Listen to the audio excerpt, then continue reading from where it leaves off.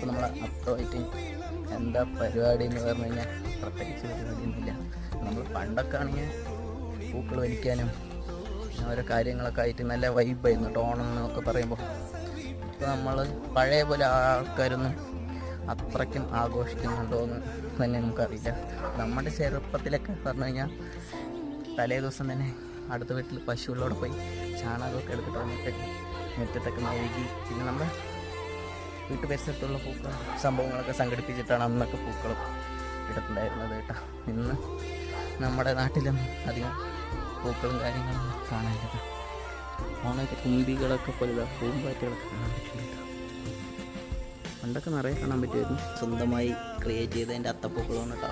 അപ്പോൾ ഇതൊക്കെയാണ് നമ്മുടെ വിശേഷം. അപ്പോൾ നിങ്ങളുടെ അത്തവും ഓണം എങ്ങനെയാണ് സെലിബ്രേഷൻ ചെയ്യുന്നത് നിങ്ങൾ പറയുമോ? അപ്പോൾ നമുക്ക് അടുത്തൊരു വീഡിയോയിൽ കാണാം. നമ്മുടെ വീഡിയോ ഇഷ്ടപ്പെട്ടു കഴിഞ്ഞാൽ എല്ലാവരും അത്തപ്പൂക്കളൊന്ന് കമൻറ്റ് ചെയ്യാം.